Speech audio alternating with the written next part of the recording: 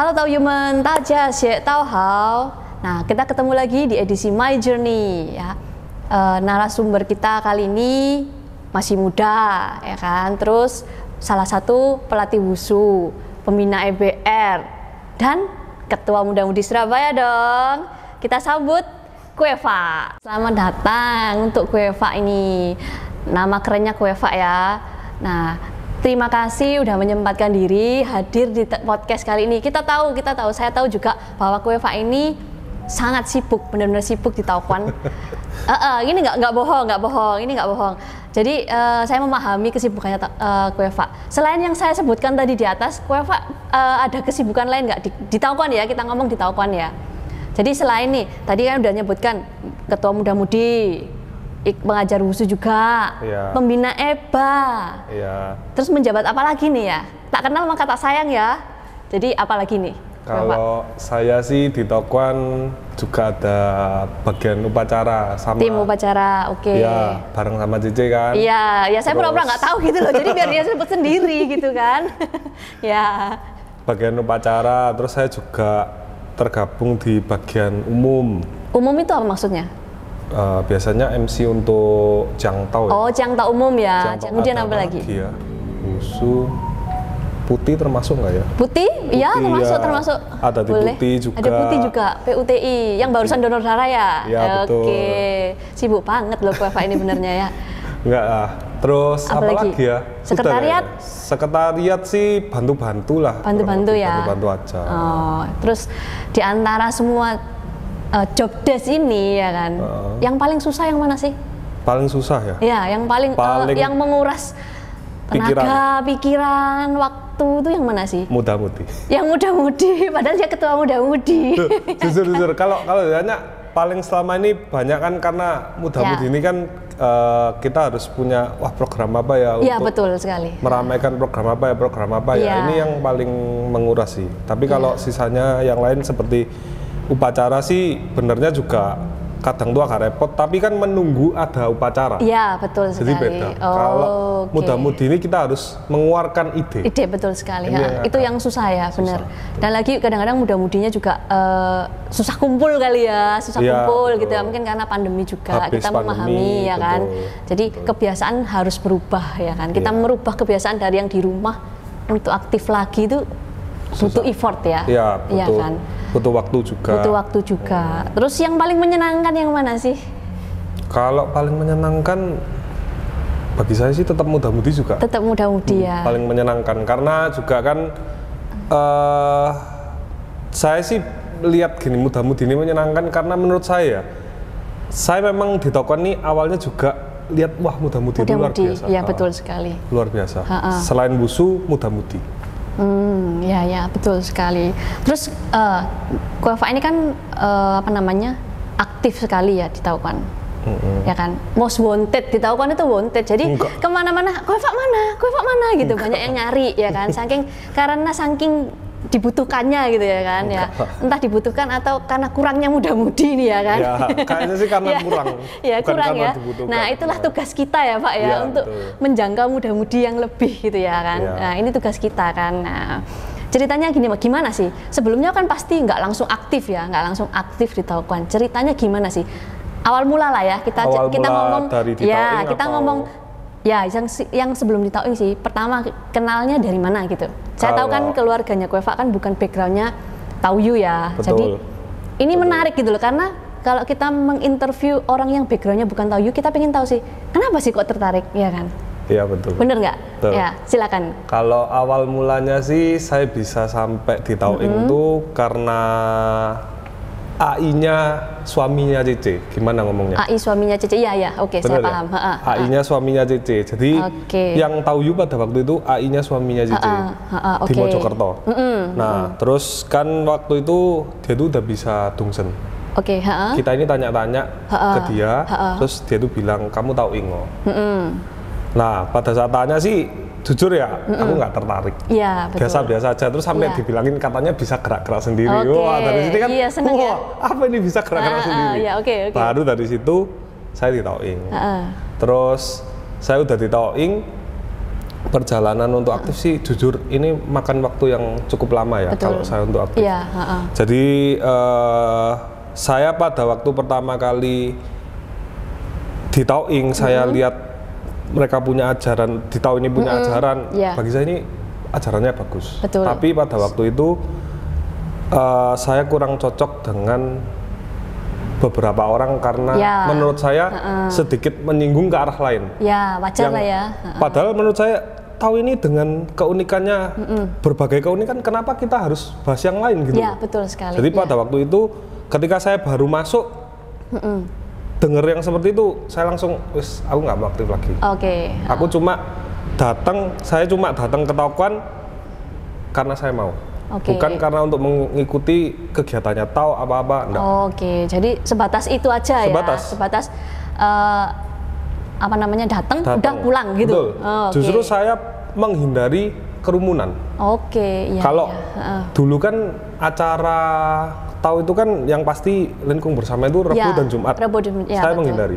Saya datangnya Jumat siang. Jumat siang, iya. Jumat siang. Introvert banget ya. Iya, Jumat sore saya pulang.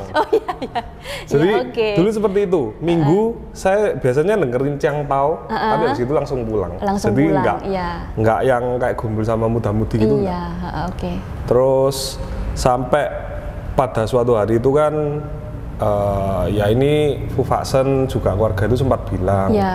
Kami itu aktivo, terus aku bilang aku merasa kecewa di sini.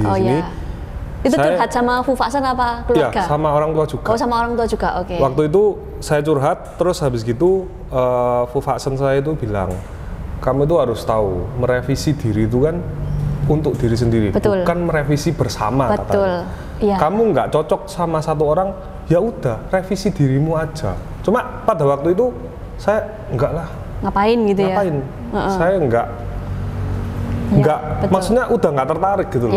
Terus ya udah sampai saat itu kan selesai, tapi saya tetap ketahuan.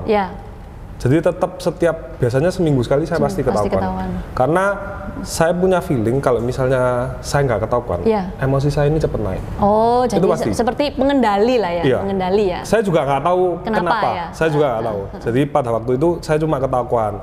Tapi jujur ya, selama meskipun saya ini nggak pernah aktif, saya ini dibantu waktu itu banyak banget. Iya, berarti banyak jijik ya. Iya, bisa 2 jam berarti ya. Bisa 2 jam cerita ya. Ya. Boleh dong, spill dong kakak gitu ya.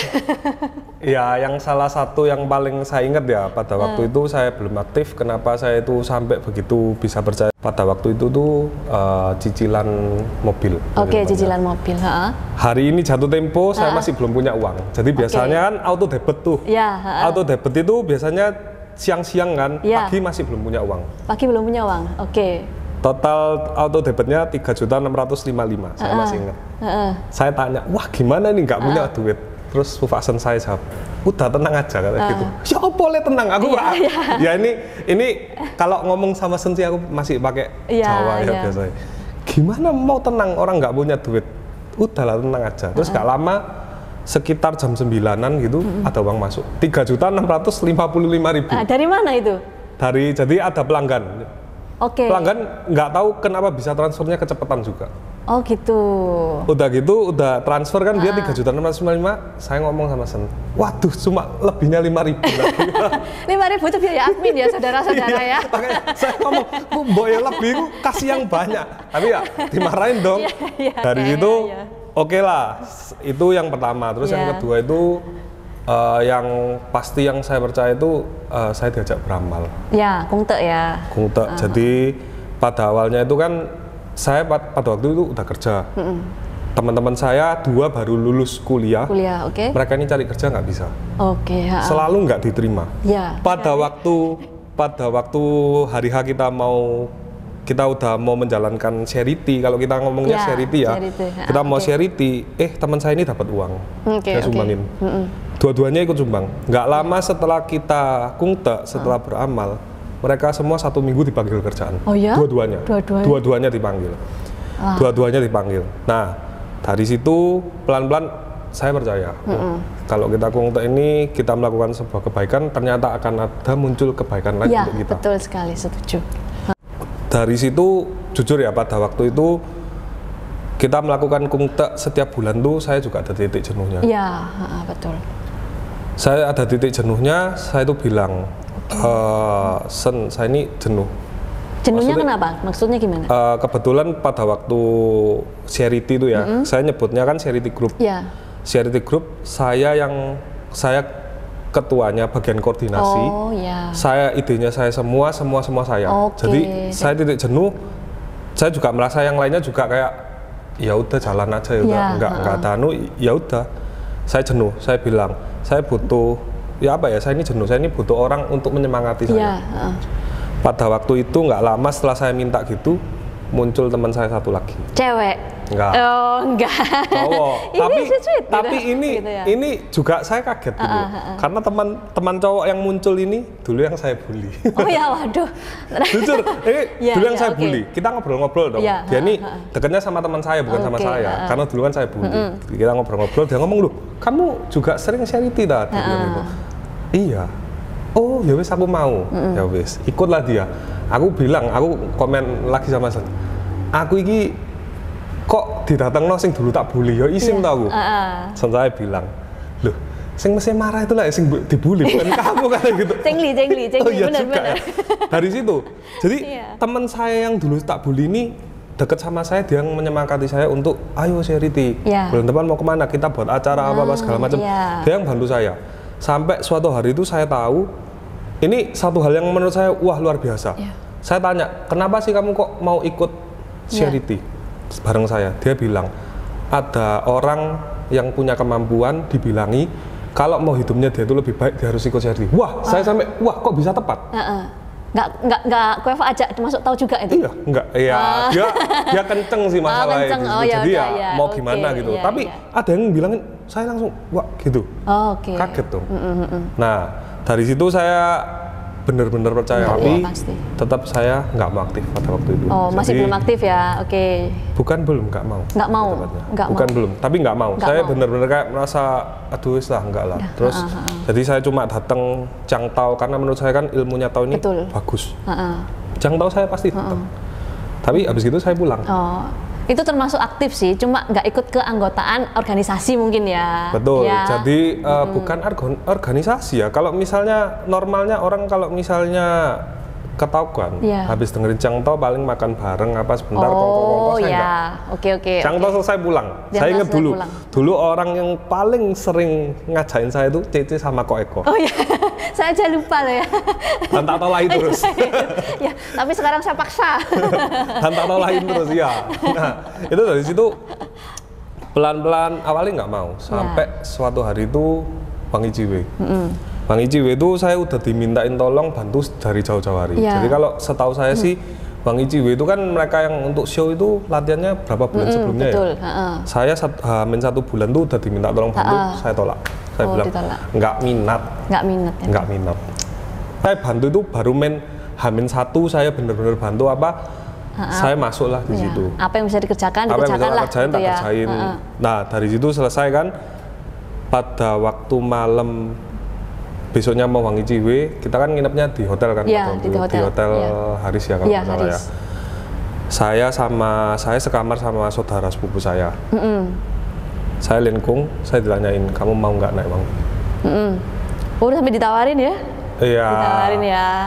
Diiming-iming lah ya. Mungkin gitu diiming-iming lah, bukan ditawarin. Mungkin lebih ke arah iming-iming. Pada waktu itu ditanyain, kamu mau nggak naik Bang? Terus tak jawab, aku nggak ngerti caranya, tapi boleh dicoba. Aku bilang gitu. Terus dia bilang, ya kalau mau, jadi saya dikasih petunjuk, kamu gumbulo sama ini. Udah. Maksudnya berteman sama ini gitu. Oke. Untuk apa gitu? Untuk apa? Kok ditentukan gitu? Nggak pernah tanya? Aku nggak pernah tanya. Cuma sih menurutku, aku pun juga tetap tanya, loh, aku ini apa cara gumbul sama mereka? Nggak pernah datang apa, masa mau gumbul? Nggak dijawab, ya wis. Terus sampai setelah Bang Iciwe itu kan kita selesai, saya kan masih ketahuan, masih sering ketahuan. Pas saya ini ada masalah. Selang beberapa lama saya sempat ngalamin jijik juga. Jadi sebelum ini saya ini sempat merasa hidup ini kayak hopeless. Okay. Jadi bukan bukan karena keadaannya, tapi nggak tahu kayaknya kosong. Kayak maksudnya karena rutinitas mungkin ya. Mungkin. Jadi tiap hari kita melakukan hal yang sama berulang-ulang, kita nggak punya tujuan. Mungkin seperti itu ya.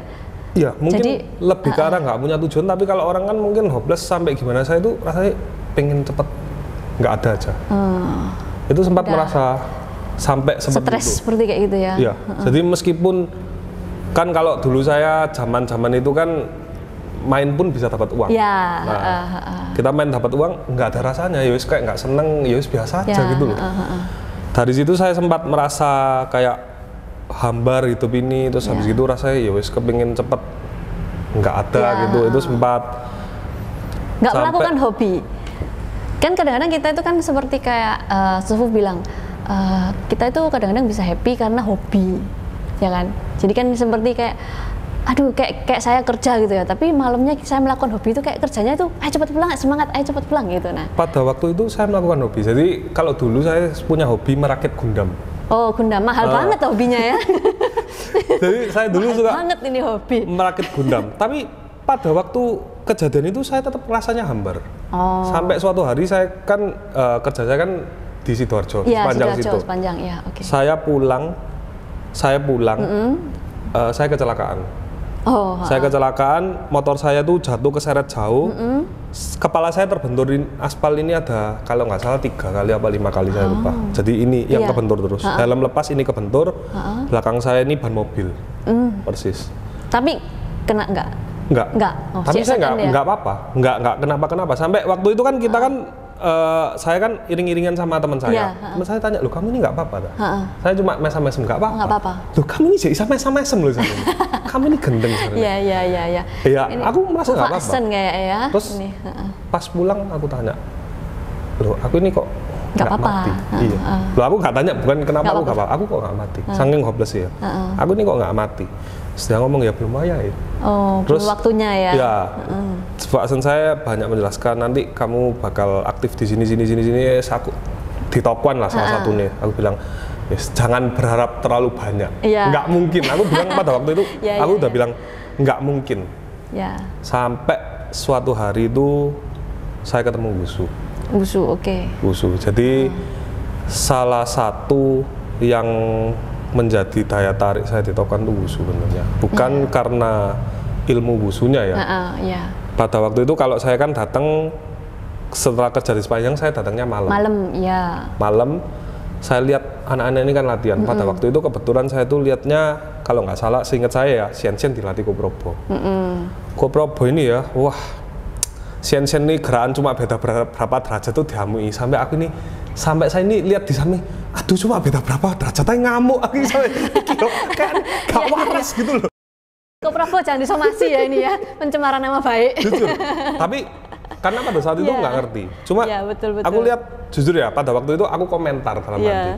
Aku merasa mereka yang ada di Wushu ini, pelatih, bagiku kita ngomong sorry bodoh. Soalnya apa? Mereka membuang semua masa-masa anak-anak ini mudanya mereka untuk melatih. Melatihnya kan jam malam. Kita ngomong kalau kita jam malam nih wayahe kongko biasanya sama teman. Kita bertukar ilmu, bertukar pendapat. Mereka ini enggak ngajar Wushu. Aku bilang, ini orang-orang bodoh. Senku bilang. Saya bilang gini, ya ini nanti bakal jadi jalanmu. Wah, enggak. Aku bilang, saya enggak ngerti Wushu, enggak mungkin masuk, guys. Jangan berharap. Tapi satu yang melekat pada saat melihat Wushu itu apa? Attitude-nya anak-anaknya. Betul. Pada saat itu, saya ini jujur ya, kita ngomong yang namanya attitude, apalagi kalau zaman sekarang, mentak orang tua aja kayak udah biasa. Iya, betul. Di Wushu nggak bisa. Betul. Di Wushu berani mentak orang tua, wah, Koprobo pasti. Jadi itu yang maksudnya, ini yang melekat, wah mereka ini kayak bener-bener punya sopan santun apa. Saya bener-bener nggak bisa menemukan di mana-mana. Itu yang menjadi salah satu daya tarik saya. Betul. Salah satunya Wushu. Muda-mudi ini juga muda-mudi saya menjadi daya tarik ini karena kalau minggu datang ya, saya ini lihat yang namanya muda-mudi ini nggak ada yang nganggur. Mereka ini nggak ada yang kongko, nggak ada apa. Saya lihat, wih mereka ini kerja loh semua. Saya ini sampai wow gitu loh. Nggak ada muda-mudi ya. Saya ngomong dimanapun saya ikut sebelum-sebelumnya nggak ada yang mau sampai apa segetol ini ya, untuk betul. untuk tempat mereka. Betul. Cuma muda-mudi di sini, dan apalagi saya tahu ketika muda-mudinya punya uang, ya wes lah kita beli untuk tokoan, saya lagi ada rezeki, saya langsung wah luar biasa mereka. Iya betul sekali. Jadi ini yang menjadi, jujur ya kalau ditanyain, ini yang menjadi daya tarik saya selain Wusu, muda-mudi. Muda-mudi, karena karakteristik orang-orangnya ya. Betul.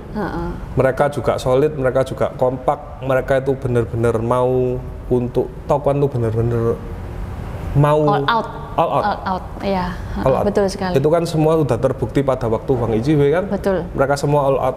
Jujur kalau saya lihat pada Wang Ijiwe H-1 Kuprobo marah-marah, saya ini sampai mikir, ngapain marah-marah, nggak mau ya lu tinggal lah lebih enak. Ya, tapi ternyata kan nggak bisa seperti itu. Betul. Itu tanggung jawab ya. Itu tanggung jawab. Jadi saya benar-benar wow melihat Wusu dan muda-mudi pada waktu itu. Setelah itu saya diajak Lenkung Rabu Lenkung, ya. Lenkung muda-mudi ya. Dari situ saya pelan-pelan datang, sampai suatu hari pada waktu mau pemindahan masa jabatan, saya diminta untuk jadi ketua muda-mudi. Iya. Ya saya ingat benar waktu itu ya. Iya, jujur ya kalau itu udah naik Wangi belum? Udah naik belum ya? Kayaknya belum ya. Oh, harusnya sudah Wangi 1. Nah, jujur pada waktu itu saya nolak, dan saya nolak ada sebanyak 6 kali. 6 kali nolak karena pertama jadi ketua itu nggak enak. Iya betul. Mungkin nolaknya harus 1 lusin, bukan setengah lusin ya.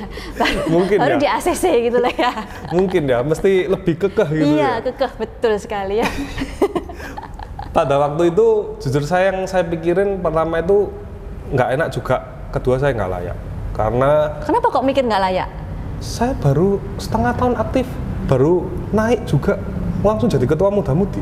Berarti kan kalau ada pemikiran seperti itu ya, ada yang mengajukan, berarti kan orang lain ini melihat ada potensi, ya kan? Ya, melihat ada potensi atau nggak punya muda-mudi kan beda dikit. Kayaknya sih kepaksa, soalnya muda-mudi lakinya nggak ada kayaknya waktu itu. Kayaknya. Nggak gitu. Nanti kita tanya Cen di podcast selanjutnya ya. Kayak ya pada waktu itu jujur ya, kalau pada waktu itu saya nolak itu karena yang pertama karena nggak enak jadi ketua, yang kedua karena yaitu saya bilang saya nggak layak, yang ketiga karena saya punya sifat yang menurut saya agak bisa mengganggu kalau jadi ketua muda-mudi. Boleh nggak dijabarkan? Nah, maksudnya sifat seperti apa? Jadi kita tuh kan tahu kan, sifat ini gitu misalnya seperti itu. Sifat kalau ini dari dulu, maksudnya ini sedari dulu bekerja ini saya punya sifat, saya nggak bisa kalau orang-orang di sekeliling saya diapa-apain. Jadi kayak melindungi gitu ya, jadi maksudnya gitu. Maksudnya kayak tim terus diomongi melindungi ya nggak tahu juga, pokoknya nggak seneng gitu. Misalnya yang kena ini orang-orang sebelah, saya nggak bisa. Ini sifat saya dari dulu. Maksudnya teman-teman gitu ya? Iya. Oke, ya paham. Jadi saya bisa lebih mudah marah karena masalah gini. Ya, jadi setia kawannya tinggi sih sebenarnya ya. Gitu. Dibilang setia kawan ya saya nggak tahu juga. Atau pencitraan sih sebenarnya. Iya bisa jadi juga ya. Tapi ya dibilang setia kawan sih enggak. Cuma saya nggak seneng kalau misal orang-orang di sekeliling saya diutik-utik orang dengan cara yang menurut saya kurang menyenangkan. Ini sudah dari dulu. Jadi sifat ini kayak bagi saya halangan untuk menjadi ketua. Ini alasan nomor 3. Alasan pertama sih yang pasti sih nggak enak. Kalau dulu sih kan saya bukan dari orang yang ngomongnya kayak bisa kayak Cece gini kan, ngomongnya kayak baik, sopan. Enggak lah. Dulu zaman saya sebelum jadi ketua kaki bisa naik gini. Sekarang nggak bisa. Nggak enak lu jadi ketua. Kita misalnya jadi ketua ya. Kita kalau dulu saya ngomong, dulu ini saya orangnya ngomongnya cukup pedes. Iya. Harus jaga bicara. Harus jaga bicara. Jaga sikap, ya kan? Nggak bisa ngomong, wih tantem loh kan, nggak bisa. Kayak harus ya udahlah gitu. Ya udahlah.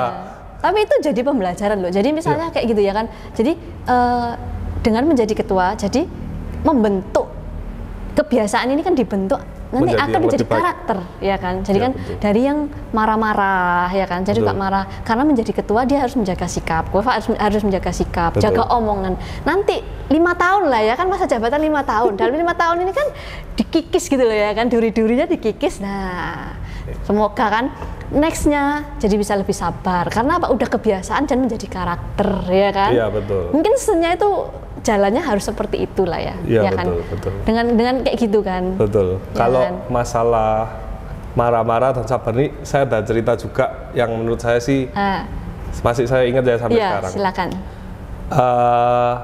Dari dulu kalau saya kerja, saya dulu kan kongsi sama teman. Ya.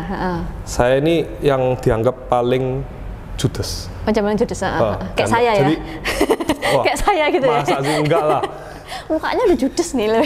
Kalau saya pelakuannya memang judes. Gitu. Jadi di antara 3, kita kongsi orang 3, kita terkenal di situ 3 koko. Ini yang paling judes saya. Ya, Efsan. Bukan Efsan ya, Efsan. 3 serangkai. 3 serangkai. Nah, saya terkenal paling judes. Di situ teman saya pun juga mengakui karena saya bukan tipikal orang yang seneng kalau misalnya kamu ini banyak bicara tanpa bekerja. Ya, basa-basi ya intinya ya. Iya. Jadi kalau misal teman saya seperti itu, misalnya banyak ngomongnya tapi kerjanya nggak ada, biasanya saya marah. Betul. Dan kata-kata saya itu kadang bisa nyelekit. Seperti ngomong, mangapo lagi? Tak lama-lama. Gitu ya. Nah, ini enggak, tapi ini benar. Jadi kata-kata saya dulu itu seperti itu. Maksudnya saya benar-benar kayak menusuk. Saya terkenal judes. Terus sampai pada waktu mau ujian Wangi tingkat 1 itu, saya berubah. Teman saya sampai tanya, kamu kok sekarang sabar katanya gitu. Saya bilang, wah saya lagi ikut ujian keagamaan. Teman saya terus bilang gini, oh sering-sering aja kamu ujian jadi gitu. Soalnya berubah dari situ. Ya, bagus enggak? Ya. Tapi jangan pas mau ujian aja baik, habis setelah ujian balik lagi gitu loh ya. Ya kan? Semoga enggak gitu, semoga ya enggak kan? Enggak. Soalnya saya kalau lihat flashback saya yang dulu sih juga kayaknya sih memang jahat sih. Saya jahat. Saya mudah nggak terimaan, apalagi kalau orang-orang di samping saya yang kena itu mudah langsung ngobrol. Jadi itu yang saya jelasin tadi dari halangan saya jadi ketua muda-mudi, kenapa saya ini menolak sampai 6 kali juga ya karena itu sebenarnya. Iya, tapi akhirnya terpilih. Mau nggak mau ya. Terpilih ada terpaksa itu beda tipis kan. mau. Cicin nggak punya kandidat tuh lihat tadi. tapi selama masa jabatannya Koefa ini ya baru setahun 2 tahun kali ya 2 tahunan. 2 tahun. Saya melihat perubahan lah gitu loh di muda-mudi, dan apa yang dilakukan Koefa ini menurut saya bagus untuk kemajuan muda-mudi gitu. Bukan ngomong aja sih ya, tapi maksudnya saya merasa karena dulu kan juga saya aktif di pemerintahan kepemimpinan sebelumnya lah ya kan. Maksudnya ketua muda-mudi sebelumnya gitu ya kan. Jadi apa yang program-programnya Koefa ini oke banget gitu loh. Cuma mungkin karena sekarang ini masa transisi, nah kita kan membutuhkan muda-mudi untuk kembali lagi gitu loh. Ya, salah satunya kan dengan podcast ini ya kan. Ya, siapa tahu bisa menarik ya Pak ya. Jujur ya, kalau podcast ini sebenarnya awal-awal saya minta diadain sama Cicin tuh karena saya merasa gini, kita di rumah, kita ini kan dirumahkan ya. Dirumahkan, betul. Kita ini dirumahkan, kita ini nggak ada kegiatan, kita ini pada waktu itu belum ada cangtau. Betul. Kita ini mau dapat ilmu dari mana, kita ini mau menyemangati sesama kita untuk naik uang ini dari mana. Nah, untuk itu loh saya bilang, ayo Ci, kita buat podcast, kita buat My Journey. Pada waktu itu belum nemu nama sih, namanya Pikachu Podcast. Pikachu. Pada waktu itu, jadi kita belum nemu nama. Cuma yang saya inginkan itu supaya kita ini bisa mewawancarai mereka perjalanannya mereka ini gimana supaya menyemangati orang lain. Iya, betul sekali. Jadi berguna atau enggak itu terserah orang lain yang menilai, tapi yang pasti kita ini melakukan sesuatu yang berharga untuk orang lain. Betul sekali ya. Kita sudah berusaha, tapi tergantung dari para penontonnya lah ya. Betul. Kita udah berusaha yang terbaik ya.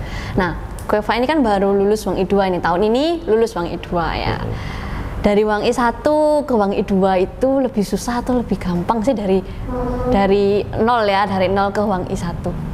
Kan nggak semua orang sama nih ya nggak semua orang sama sih ya kan. Kalau saya lebih gampang naik dari Wangi 1 ke Wangi 2 misalnya gitu ya kan. Kalau dari keadaan lebih susah Wangi 1 ke Wangi 2, tapi kalau dari soal lebih mudah Wangi 1 ke Wangi 2. Soal berarti pertanyaannya maksudnya ya, pertanyaannya betul. Oke. Tapi kesehariannya lebih susah ya lebih berat lah ya, lebih berat lah intinya. Bukan lebih berat ya, karena lebih berat pada waktu itu menurut saya sih ujiannya pilihan. Jadi kayak harus memilih antara ini dan ini dan ini. Itu lebih berat.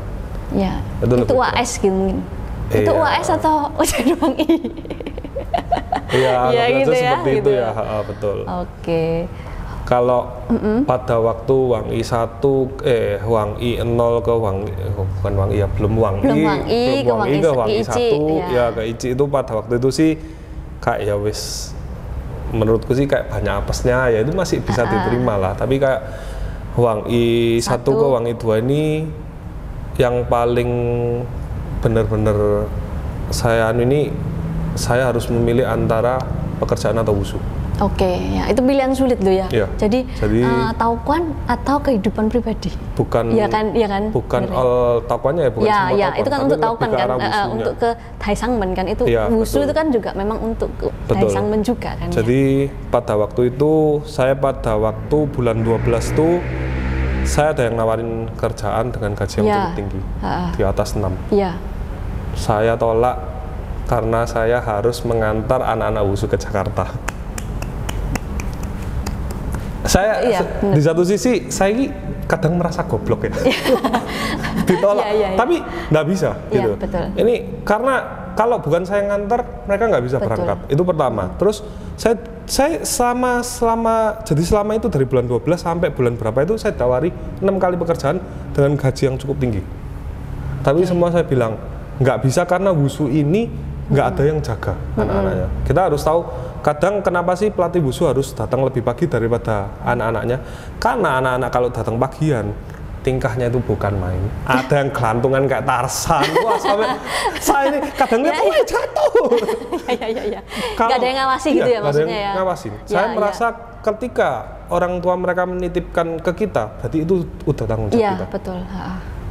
Meskipun itu datang pagian atau apa, jadi sekarang apalagi mereka yang udah sekolah datangnya jam berapa, kita latihan jam 5, mereka datang tuh ada yang jam 3, setengah 4, kita harus sudah ada standby di situ untuk menjaga mereka ini supaya juga yang namanya anak kecil lah pasti ada. Betul. Loh, kenapa nggak gini, pagi kita kerja gitu ya, terus setelah itu malamnya ngejar wusu, jamnya bentrok. Jadi semua pekerjaan 6 yang ditawarkan kepada saya ini kebanyakan jamnya bentrok, kebanyakan sih pulangnya antara jam 5 atau jam 6 ya. Jam operasional kantor jam segitu ya. Jam 5 atau jam 6, sedangkan kalau wusu kan saya harus datang lebih pagi itu sekitar jam 4 atau setengah 4. Oke. Jadi pasti bentrok. Jadi pada waktu itu benar-benar ya beberapa saya sih bilang ya sorry, bukannya nggak mau, mungkin saya ini terkesan kayak goblok, udah tahu ditawarin kerjaan enak, nggak mau, cuma ini tanggung jawab saya wusu. Tapi kita punya pemikiran lain kan, jadi tidak semua orang itu berpikir Koefa ini kok nggak pinter ya, kenapa kok meninggalkan pekerjaan dengan gaji segitu demi wusu gitu loh. Tapi kalau saya berpikir ini demi kemajuan taokuan, menurut saya ini keputusan yang sulit. Jadi nggak berhak lah kita menghakimi seseorang, ya kan? Betul. Apa keputusannya? Karena setiap orang punya keputusan, dan di balik keputusan itu mereka punya alasan, ya kan? Betul. Nah, pada waktu itu kan? Saya sempat hampir menyerah dan menerima pekerjaan sampai saya ini nganterin, kalau biasanya setelah saya wusu kan nganterin anak-anak sembahyang. Iya. Saya ini nggak tega meninggalkan karena pada waktu itu ada salah satu anak kecil tuh nangis, bilang sama saya, kenapa sih saya ini dihukum? Saya ini merasa wah. Jadi pada waktu itu bener saya udah bimbang, saya tak menerima kerjaan ini aja lah, saya mau ninggalin wusu. Sampai pada waktu itu malamnya saya nganterin dia untuk sembahyang, dia curhat sama saya ini. Anak kecil itu curhat? Iya. Oh ya? Iya, kalau misalnya tahu yang namanya Chong I itu. Oh iya. Dia yang curhat sama saya pada waktu itu, jadi dia cerita kenapa sih saya ini kok dihukum, kenapa ini, tak jelasin dari situ pelan-pelan.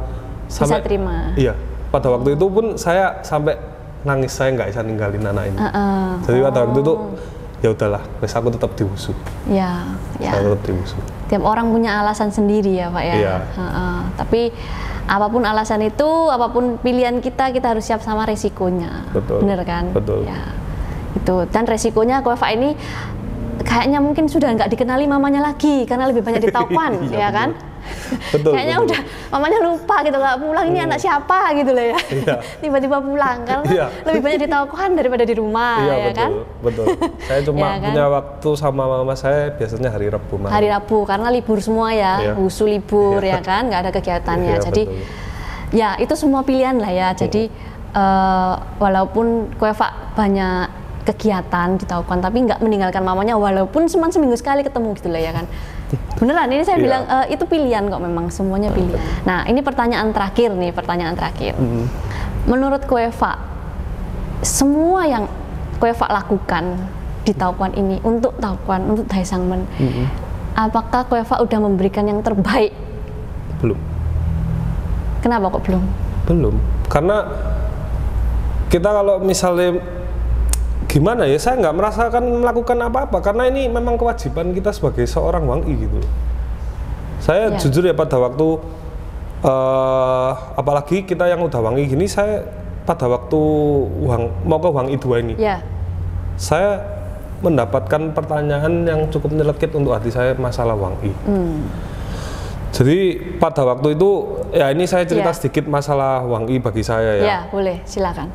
Menurut saya sih menjadi seorang Wangi apalagi bisa bertugas itu sebuah kebanggaan tersendiri. Betul sekali. Betul. Tapi saya sempat pernah mau menyerah. Menyerahnya itu maksudnya dalam waktu ujian atau setelah? Dalam waktu ujian itu. Oh ujian, pas jadi, ujian ya.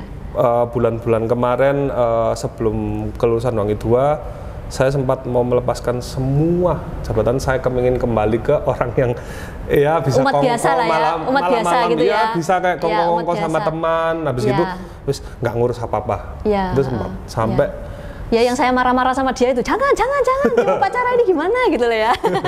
Gitu ya. nggak bercanda gitu ya.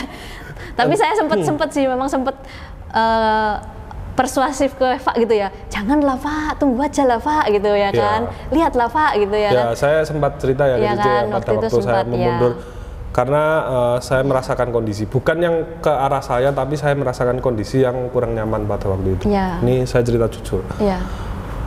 Menurut saya kalau kita bisa menciptakan suasana yang nyaman, apalagi di Tauquan, orang tuh pasti betah. Pada saat itu saya tidak merasakan kenyamanan itu. Jadi saya pikir udahlah mundur aja, saya tak jadi orang pada normalnya. Saya masih bisa kongko sampai tengah malam jam 2 kita main game. Bener kan? Sampai pada waktu itu saya ini kejadian yang paling sering nih, nganter anak-anak sembayang, anak-anak musuh sembayang. Saya ditanyain, kamu tuh Wangi ta? Saya ditanyain Bu Fasen saya, kamu tuh Wangi ta? Langsung jelek gitu ya. Saya diam aja, terus habis itu dia nih bilang, kamu harus tahu Wangi itu ujung tombaknya semua. Betul. Apapun yang terjadi, Wangi itu ujung tombak. Betul. Kamu harus jangan mau kalah sama keadaan. Perjuangkan semuanya. Dari situ saya ya langsung ini saya lumayan sering terjadi sih, maksudnya kalau antara meredup enggak beberapa kali. Pada waktu yang saya masuk rumah sakit itu pun juga sama. Itu pun juga sempat redup, alah ya wis mati ya mati. Pada waktu itu pasrah gitu ya, pasrah banget gitu ya kan. Waktu Lenkong saya bilang, kamu ingat nggak? Kamu masih punya tanggung jawab. Tanggung jawab saya pada waktu itu kita lagi ngerjain pelantikan. Yang saya masuk rumah sakit itu kan. Saya pas waktu itu begitu saya dengar gitu saya nangis. Jadi oh iya ya, aku ini lupa janjiku. Pada waktu itu langsung saya harus sembuh. Dari situ pelan-pelan sembuh. Bagus. Kalau misalnya ditanya udah apa belum melakukan yang terbaik, saya rasa belum.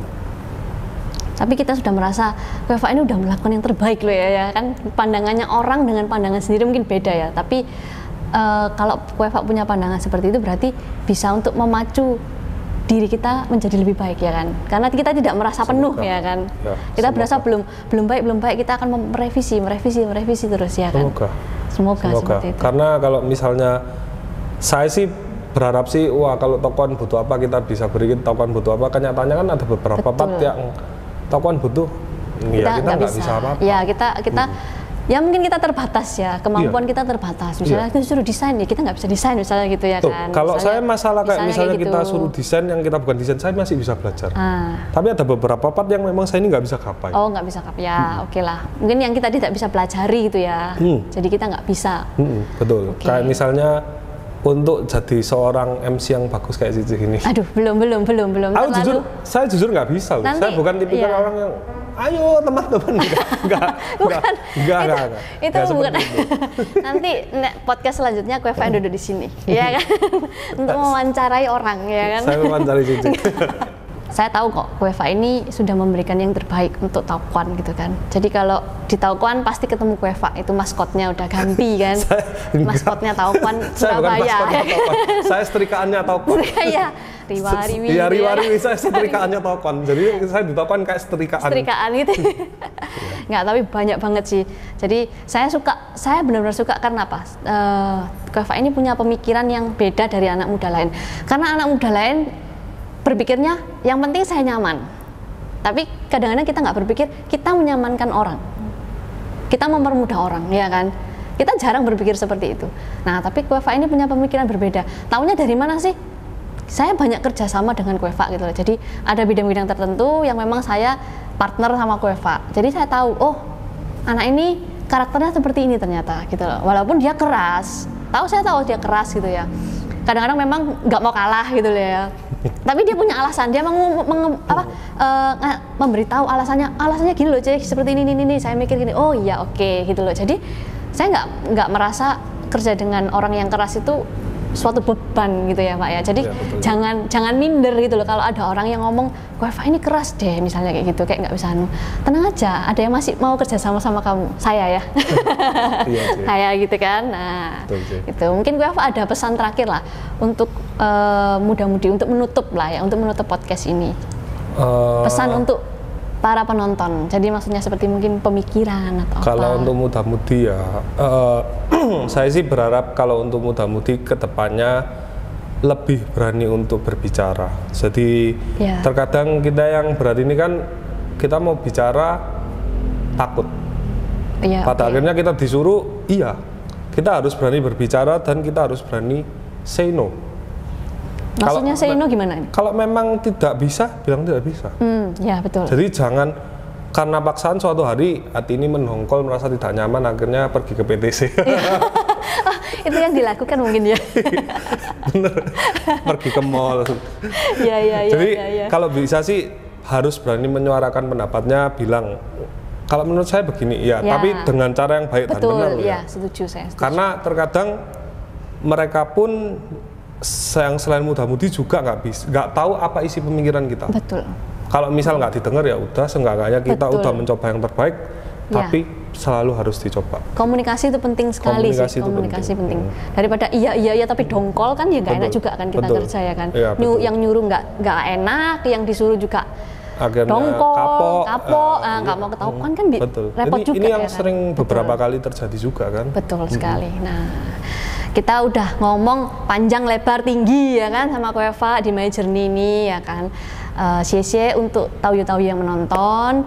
Semoga acara ini bisa memberi manfaat bagi kita semua. Mohon maaf kalau saya dan Queva ada salah kata. Ya, sampai jumpa di edisi My Journey selanjutnya. Bye bye.